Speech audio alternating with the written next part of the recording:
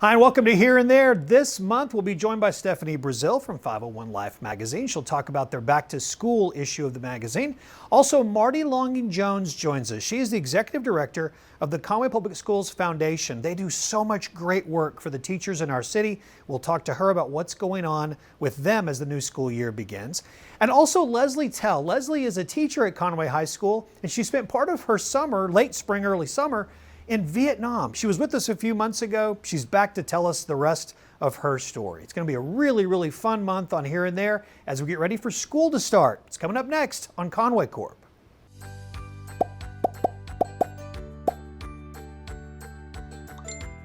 You've arrived at your destination.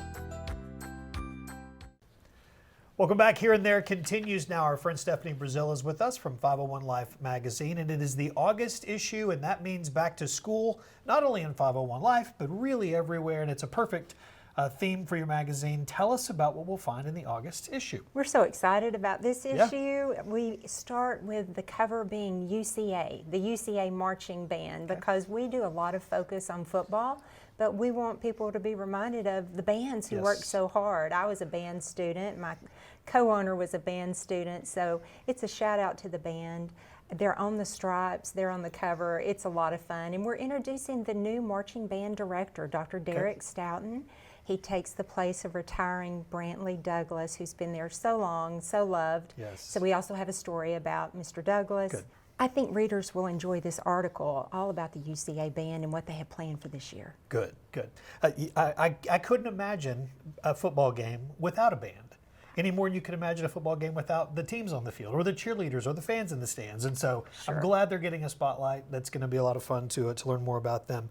The couple of the month is a couple that loves education in this town, so much that they're both principals. Yes. Can you imagine your parents both being principals of schools? But Dana and Mark Lewis are. And Mark is at Gemstone Elementary. Dana is at Woodrow Cummins Elementary. And many people will know Mark because his mother is the namesake for the Carolyn Lewis Elementary School. So this is a beautiful couple, very committed to education. They have 2 seniors this year in their blended family, so God bless them.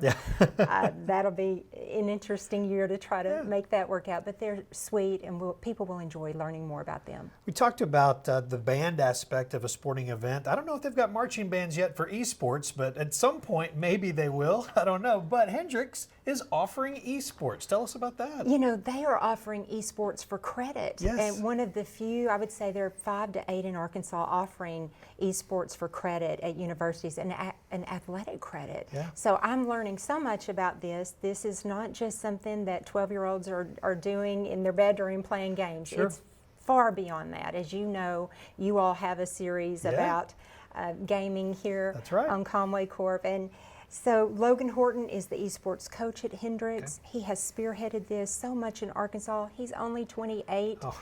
He was a professional gamer in the past. So I encourage people to read that article and learn more about this growing sport. It is in 110 high schools and 1,900 competitors last year, according to the Arkansas Activities Association, in high schools. So all those kids are going to go to college and have that expectation to continue. They can at Hendrix. It's the beginning stages of what I think is going to be a huge industry for a very long time. Gaming has been, but now the educational aspect of it. Get these kids on campus, they learn other skills as well, and so that's exciting. It's happening at Hendrix. Piper Wallace is a young girl that if people don't know her by name, I'm sure they know her by face. She's appeared on commercials and other shows, but she's about to appear on something very big, and she's your Youth of the Month. 15-year-old from Conway. Doesn't look that old in the movie that she's in.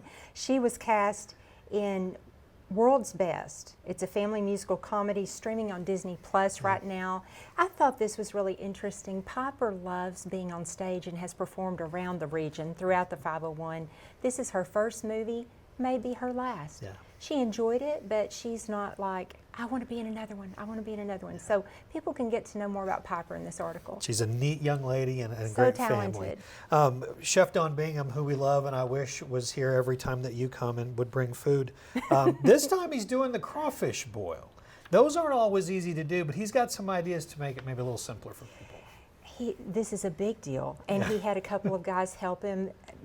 We're going to tell you how to do a crawfish boil in this magazine, and of course they're really available late spring. He says mostly in Little Rock markets, but you could plan ahead now for something really special. This is more than a barbecue. They even built 2 large tables with the epoxy tops and the holes. Yeah. Trash cans underneath. I mean, their neighborhood guests stood around and enjoyed the crawfish, and so. He gives us that recipe, also other items that go along with that really well, pair well. Very fun, very fun. The 501 football team is something that we've been excited about around here for a long time. We've used the magazine as a resource for a long time. Of course, Levi Gilbert is our voice of the Wampus Cats here at Conway Corp and his involvement with that. And so the 13th version is on its way soon. That's right, the 13th 501 football magazine. We love Levi. He's our sports director. We appreciate him, and he helps head up this project. We've chosen 28 young men from around the region. They're chosen for their on and off the field attributes, really an elite team of students who are giving back in their communities. They're working hard in the classroom, and they're excellent on the field. So that'll be published in August as well. Okay, very good. So a separate publication to be looking for. Okay. Come out a little bit after the first one, a week or 2. Okay. Thank you, Stephanie. Appreciate it. Thank you for having me. Very much. Express yourself with beautiful custom jewelry from Brooks Fine Jewelry. Come on down to Brooks Fine Jewelry and take a look at some of the new products that we offer. We have a new extensive line of men's watches, and we invite all those watch crazies out there that want to come in and take a look. They're here for you to look at and try on. As a full-service jewelry store, we offer hand engraving and laser engraving for just about anything you can imagine. So come on down to Brooks Fine Jewelry and visit with us. We look forward to seeing you. Brooks Fine Jewelry, your jewelry makers in downtown Conway.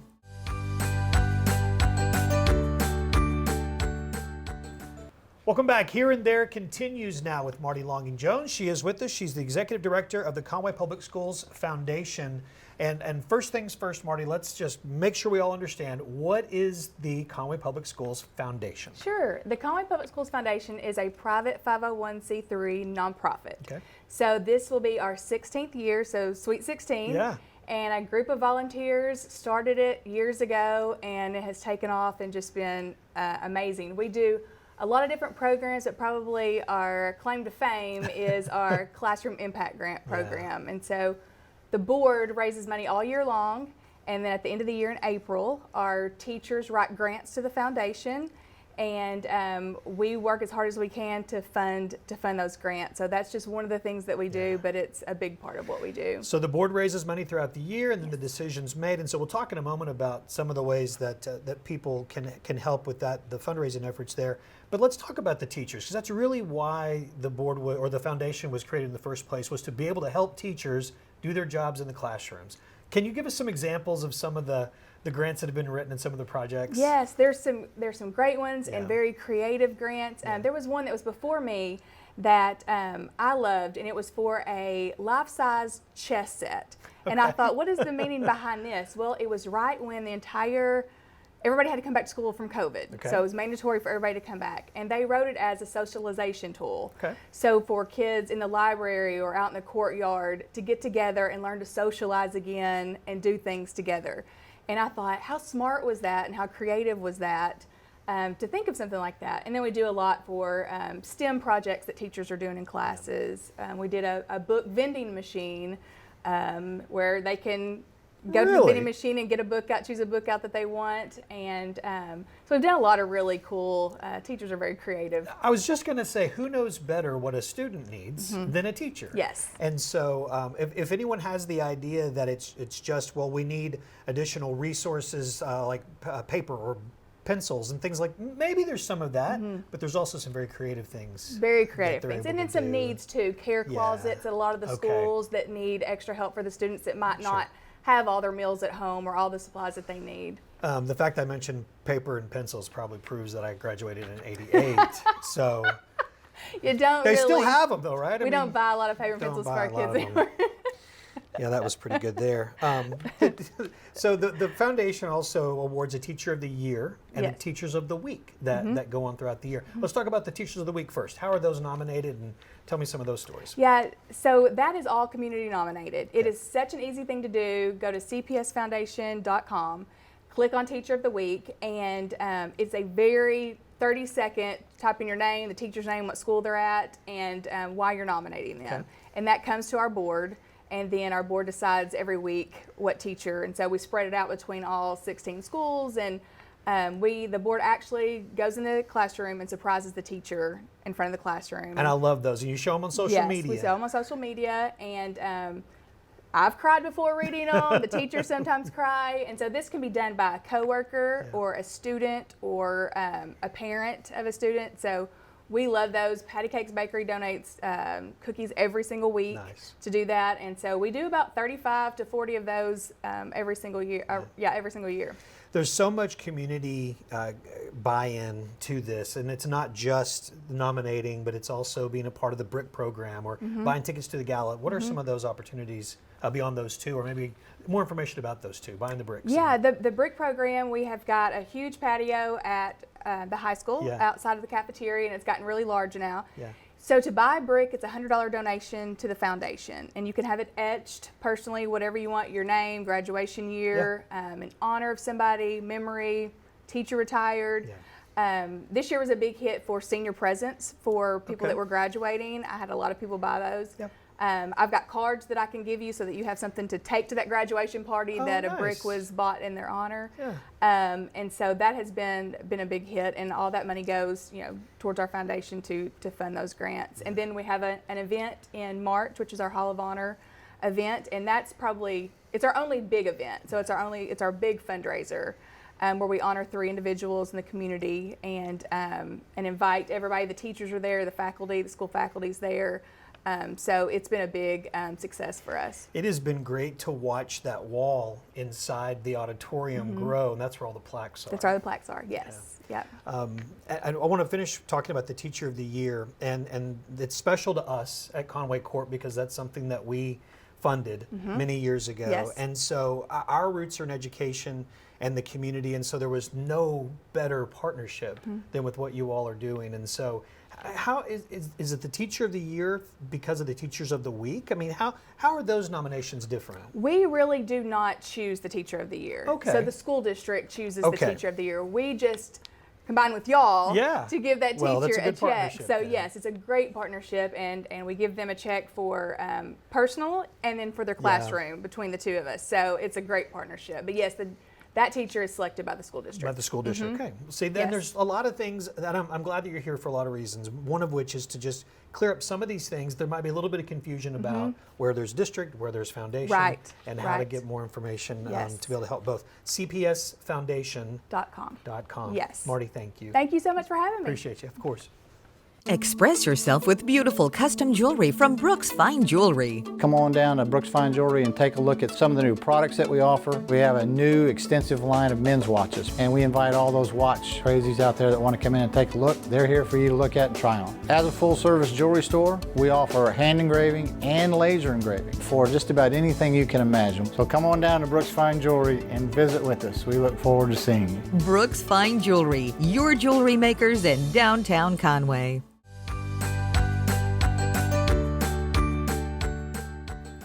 Welcome back. Here and There continues now, and it's a familiar face that's with us. It's Leslie Tell. She is a teacher at Conway High School, and you saw her a couple of months ago when she was with us on Here and There prior to a trip she was going to take. Well, she's back, and she's brought lots of goodies with her. Thank you so much for coming back. When you were here before, I was hoping we get a chance to hear about your travels and your time in Vietnam, and so I would love to know more about it. You've got so many pictures here. We've spent a little time visiting with you. I think first things first, remind people what you went there for. I went to Vietnam as a distinguished Fulbright fellow, short term, which is what is for high school high school teachers. And I was the first one in Arkansas to get this honor of going. And so I had school up through about the second week of April in Conway.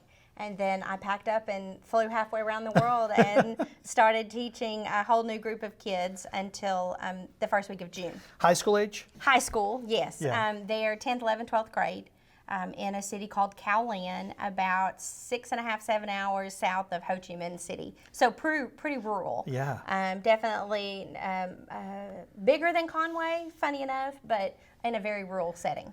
So how much of what you saw was what you expected? I know that you had done some research, obviously, and you talked to people and looked at things. Nothing like you expected. No, it was completely different. As much as I've traveled, I was not prepared for jumping into the deep end as much as I jumped in. Like I said, if I'd have been in a major city like Ho Chi Minh City or Da Nang or Hanoi, I think it would have been a little easier transition. But going to a rural city that had no Western influence really was quite different. That's a good point. Major cities, even in the United States or wherever, they're kind of not all the same, but I mean, there's at least some familiarity that you can find. When you get to the rural part of any place in the world, and I cannot imagine what that must have been like. How was the food? Because I know there are some pictures here, and we're going to show you some of these that you go. Let's talk food. The food was, even though I prepped for it, I ate here at our local Vietnamese restaurant. I had pho. It was still not what I experienced in Khao Lan, their particular pho. In the South in Vietnam, they really tout that they have the best pho in the country. And so it's a soup, a broth-based soup that has rice noodles and some kind of protein, and then it's kind of topped off with fresh herbs and lettuce and stuff. So it sounds pretty good, but it was just very different. The taste palette was something I'd never experienced. There was an herb or a spice or something I had never encountered that just didn't sit on my tongue like I was expecting. And they eat it for pretty much breakfast, lunch, and dinner. So there wasn't a lot of variation really in the food. I wanted to show this photo, and we'll hold it up and show it, and then Wayne will be able to show it more digitally so you can see it a little closer. But this photo, explain what's going on here, because obviously there's some food being prepared. And so these are some students. These are probably 10th grade students, and the school doesn't employ any sort of service staff. So there's no janitors or cafeteria workers or anything like that, lawn care. The students cook their own meals by house groups. So every grade, 10th grade, 11th grade, 12th grade, they had 5 houses per group. And this particular group was cooking for their whole group of 10th graders. So 10th graders cook for 10th grade, 11th grade cook for 11th grade, 12th grade for 12th grade. So they were cooking one day. They typically cook outside as well. And so they were just preparing lunch for their classmates that day. So not our normal cafeteria style food. There was a cafe that offered beverages and fruit and smoothies that a lady ran, but the bulk of the food preparation was handled by the students for each other, which is definitely not the way that we do it here. Yeah, not at all, not at all. Something else that you don't see every day at a school on our side of either pond is this.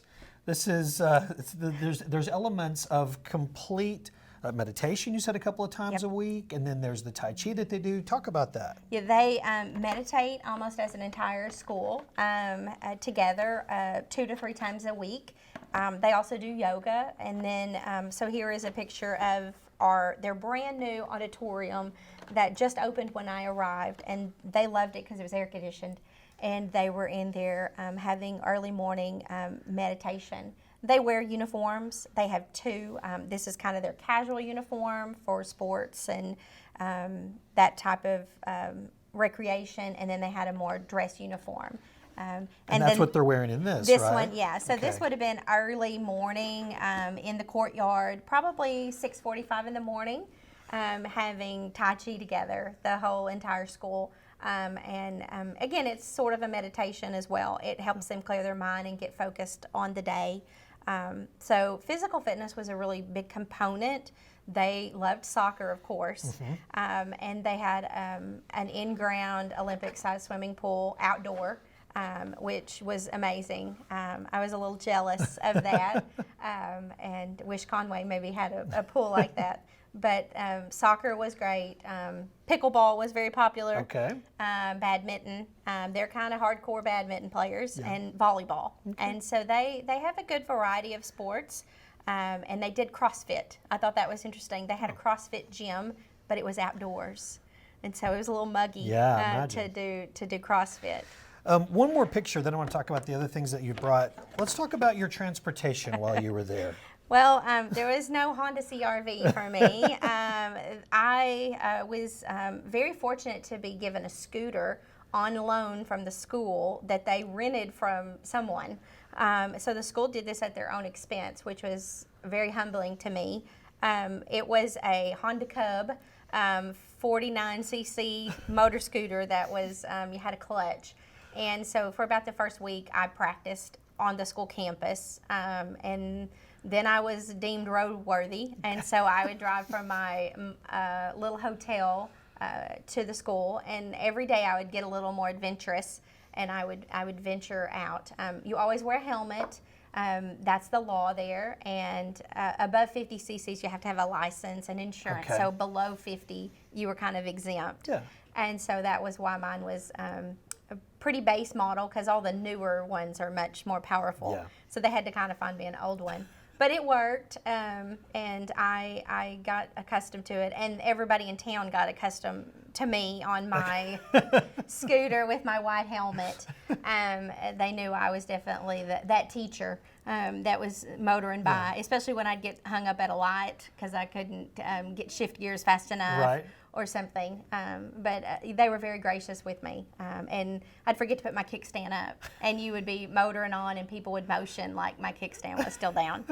So it was fine. I definitely wouldn't have done this in a major city like Ho Chi Minh City. It was I did take a motor scooter taxi, and it was just crazy in comparison to my city. So Khao-Lan had about 100,000 people, so it's not small. No. But Ho Chi Minh City has about 12 million, so very, very different pace of life. Yeah. So it's a very slow pace of life in Khao-Lan versus a major city. Let's talk about some of the other things that you've brought. Obviously, this seems to be some type of hat.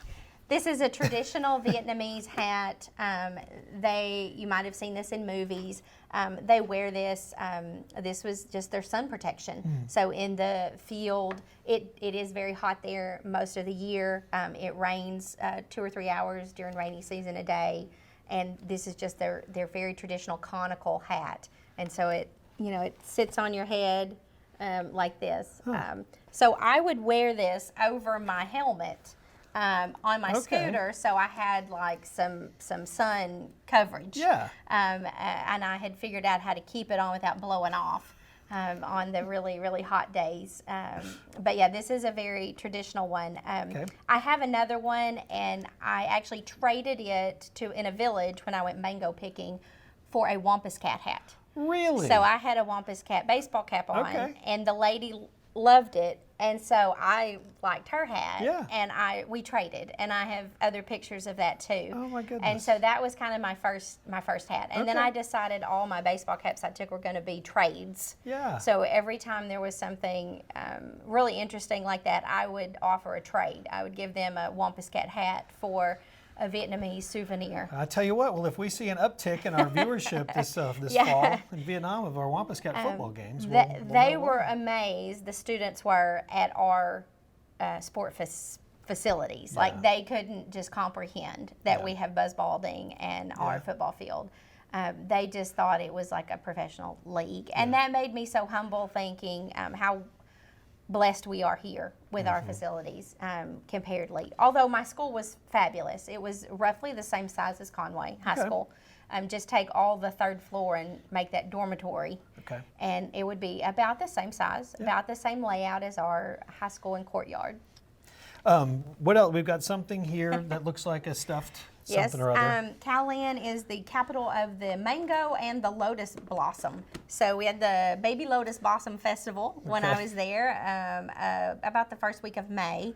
And so everything was decked out about the lotus blossom. And I brought some lotus blossom tea to give you. Oh, well, and so that's just a very special thing for them. And then, of course, the mango. Mangoes were just literally everywhere. Yeah. You could just pick them anywhere and everywhere. You just eat them, and they're not Kroger mangoes. They are fresh and ripe, as were everything. Bananas on trees and papayas and everything. So you're glad you went? I'm so glad I went. Yeah. I'm glad I went. It definitely, as I'm pushing in here to the last lap around the teaching, track for me. It gave me, I think, the inspiration to finish strong as I go into the next 5 or 6 last years of teaching. And I think it makes me just so excited to see students learning everywhere, here and there, and that education is just such an important component of every community, whether it's Vietnam or Conway, Arkansas. Thank you. Thank you for going. Thank you for coming back safely and for sharing everything. It's a fascinating tale. Absolutely. Thank absolutely. you.